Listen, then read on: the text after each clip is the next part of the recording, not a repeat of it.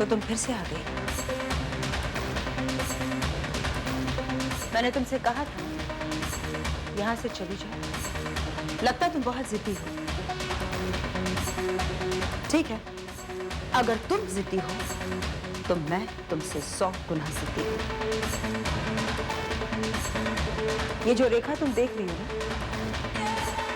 जो तिमीर के आसपास मैंने खींची है, वो तिमीर की रक्षा के लिए खींची है। और ये सुरक्षा रेखा तिमीर की रक्षा तब भी करेगी जब मैं उसके आसपास नहीं रहूंगी। और अगर तुम ये समझती हो कि इस रेखा को लादने की शक्ति तुम में है, तो अभी कोशिश करके क्यों नहीं देखती? मगर मैं जानती हूं तुम ऐसा नहीं करोगे, क्योंकि तुम्हें पता है कि एक ही पल में तुम्हारा सर्वनाश हो जाएगा। इसीलिए अगर तुम चाहती हो कि मैं तुम्हें छोड़ दूं, तो यहां से चली जाओ। चली जाओ यहां से।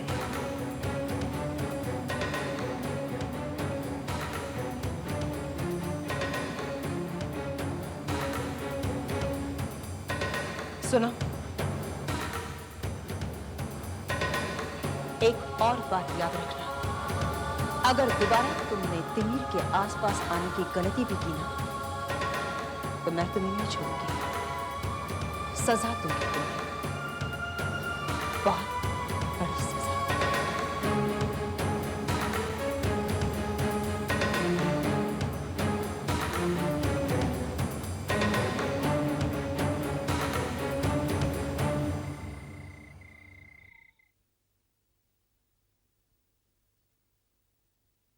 हेलो उमा, सब कुछ ठीक ठाक तो है ना? किसी को कोई शक तो नहीं हो रहा है? नहीं गुरु माँ, किसी को भी किसी प्रकार का शक नहीं हुआ। मैं वहां पहुंच चुकी हूँ जहां मुझे पहुंचना था। इससे अच्छी बात और क्या हो सकती है? मैं यहाँ तिमीर के पास हूँ और तुम वहां माहिर के पास। अब हमें आगे कदम बढ़ाने से कोई नहीं रोक सकता। हमें कोई तकलीफ नहीं होगी। हाँ गुरु माँ, अब हमारे लिए हमारी मंजिल पाना आसान हो जाएगा। तो कहिए, आप क्या चाहती है? मैं अपना अगला कदम कब उठाऊं? बताऊंगी, जल्दी बताऊंगी। जल्दी? गुरु माँ, अगर आप कहती हैं तो मैं ये काम अभी कर सकती हूँ। जरा सा अगर मैंने अपना हाथ आगे बढ़ाया तो माहिर की सांसें हमेशा हमेशा के लिए रोक सकती हूँ। किसी को कुछ पता भी नहीं चलेगा और तिमिर के लिए रास्ता साफ हो जाएगा।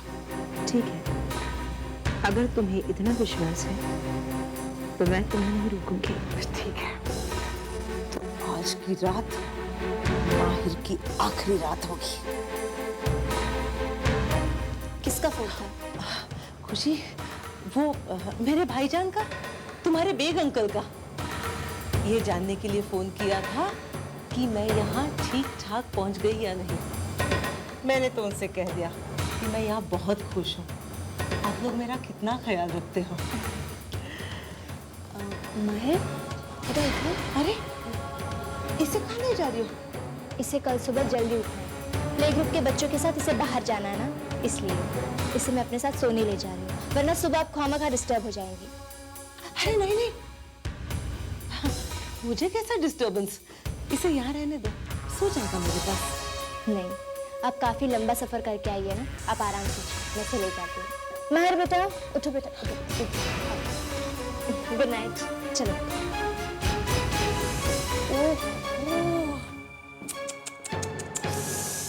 मेरी मंजिल इतनी करीब थी और इसे भी इसी वक्त आना था।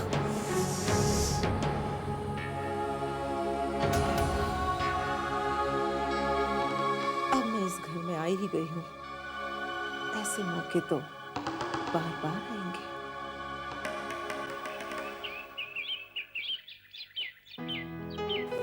आपका बहुत बहुत शुक्रिया जो आज आपने यहाँ आने में साथ दिया। कई बार अकेले इन बच्चों को मैनेज करना बहुत मुश्किल हो जाता है। ऐसे में बच्चों के साथ साथ अगर उनके पेरेंट्स भी साथ दे तो हमें बहुत मदद मिल जाती है।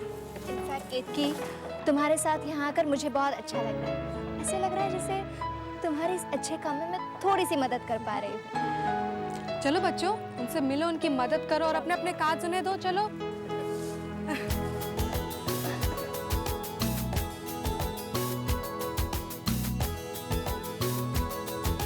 इन औरतों की जिंदगी में कितना दुख है। इनके अपने परिवार के लोगों ने उन्हें छोड़ दिया है। अब ना तो इनके पास अपना कोई घर है, ना कोई अपना। जीने की इच्छा जैसे मर चुकी है इनके मन से। अरे बेटा, क्या कर रहे हो आप लोग?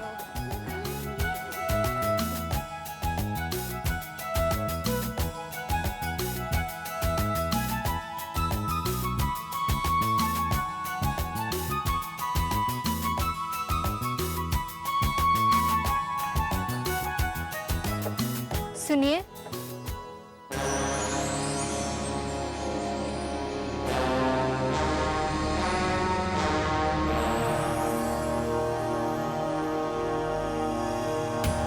तुम्हारा बेटा मुश्किलों से घिरा हुआ है, उसकी जिंदगी खतरे में है। अपने बेटे की जिंदगी बचा लो उसे। ये क्या कह रही हैं आप? जो भी कह रही हूँ सही कह रही हूँ। तुम्हारे बेटे की जान खतरे में है, उसे बचा लो। बंद करो ये बकवास। देखो ये औरत क्या कह रही है। बच्चों, चलो अंदर चलो। खुशी जी, अंदर आइए।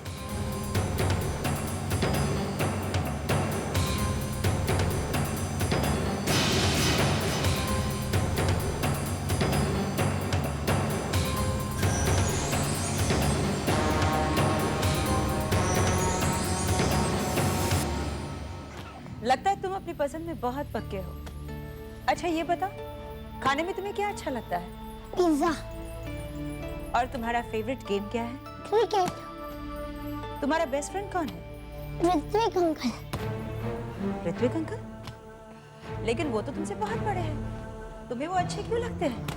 बस अच्छे लगते हैं और वो सबको अच्छे लगते हैं।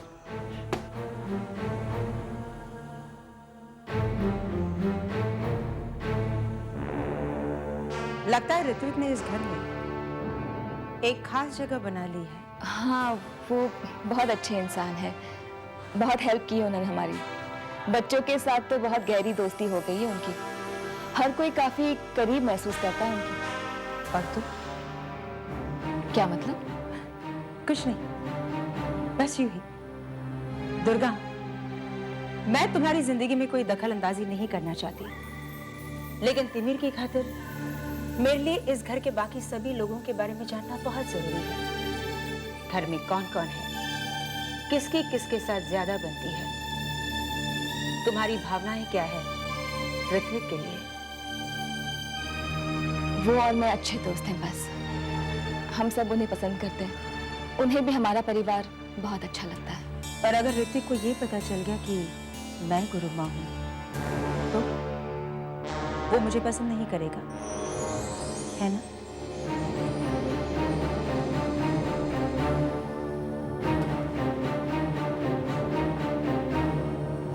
दुर्गा, एक बात कहना भूल गई।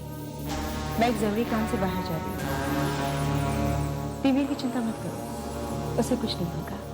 वो बिल्कुल ठीक रहेगा, बिल्कुल ठीक।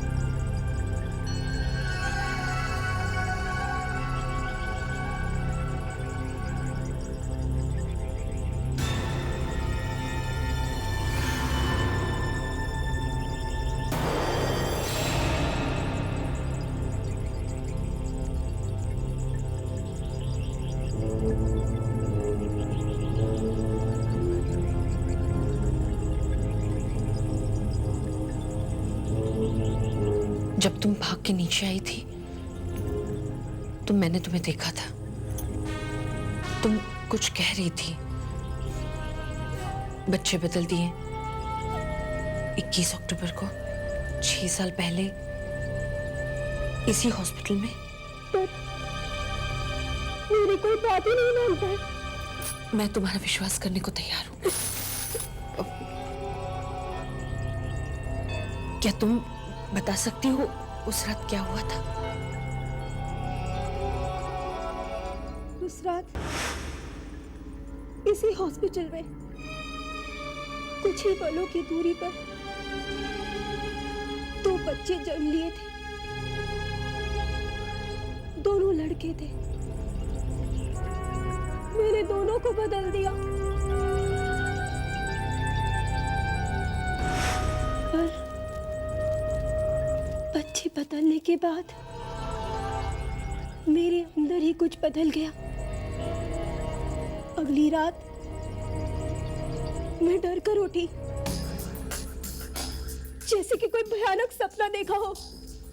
पर फिर मुझे एहसास हुआ ये सपना नहीं, असलियत था। मैंने मेरे साथियों को, डॉक्टरों को, नर्सेस को, सबको बताने की कोशिश की, पर किसी ने मुझ पर विश्वास नहीं किया। मुझे तो वो 2 औरतों के नाम भी पता है जिनके बच्चे मैंने बदले। हॉस्पिटल के रजिस्टर में जहां उन दोनों के नाम दर्ज किए हुए थे, वो रजिस्टर मैंने संभाल कर अपने पास रखा है। उन दोनों नामों पर मैंने एक निशान भी बनाया है। क्या मैं वो रजिस्टर देख सकती हूँ?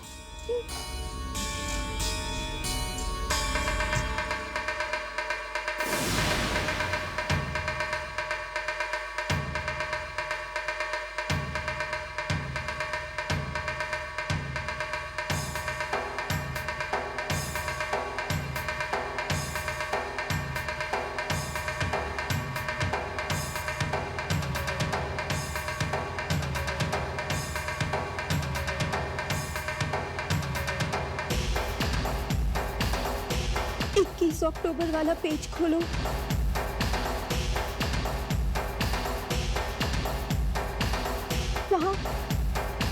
वहां दोनों नाम पर मैंने निशान बनाया है।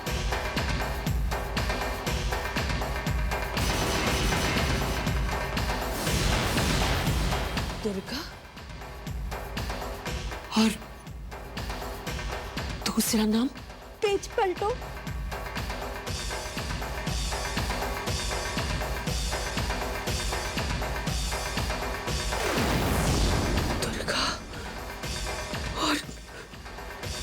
खुशी।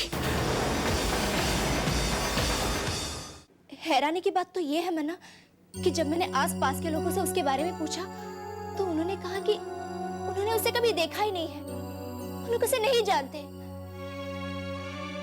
हाँ, फिर क्या, वो तो मुझसे ये सब कहकर चली गई, कहीं दिखाई नहीं दे रही थी, लेकिन उसकी कही हुई बात मेरे दिमाग से नहीं गई। ऐसा लग रहा था जैसे मुझे आने वाले खतरे के बारे में आगाह कर रही थी। ये खुशी, बेटा तुम भी क्या एक छोटी सी बात को इतनी बड़ी बात बना देती हो? परेशान होने की कोई जरूरत नहीं है बेटा। वो बेचारी खुद बड़ी दुखी होगी, इसलिए ऐसे वैसे कुछ भी कह दिया होगा। उसकी बातों को इस तरह पकड़ कर नहीं बैठना चाहिए। और आप बताइए, एक अनजान औरत हमारे घर वालों के बारे में इतना कुछ कैसे कह सकती है? जोया आपा बिल्कुल ठीक कह रही है खुशी बेटा, इसमें परेशान होने की कोई बात नहीं है। पर मन्ना, मैंने एक बात सोच ली है, मैं आगे से माहिर को कभी अकेला नहीं छोड़ूंगी। हाँ खुशी बेटा, तुम बिल्कुल ठीक बोल रही हो। मैं चाय बना कर लाती हूँ।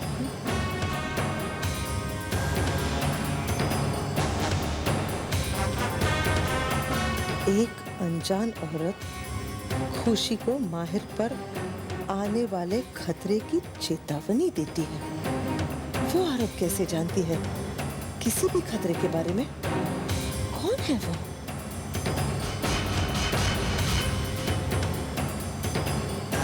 इसका ये मतलब है कि जिस मकसद से तुम्हें उस घर में भेजा गया था वो पूरा नहीं हो पा रहा है।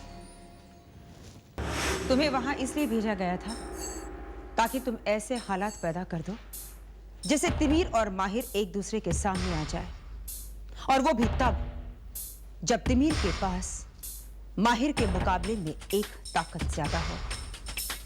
ऐसे हालात में तिमीर बड़ी आसानी से माहिर को खत्म कर सकता है, लेकिन अगर ऐसे हालात, ऐसा मौका ना मिले तो ये काम तुम्हें अपने हाथों में लेना होगा।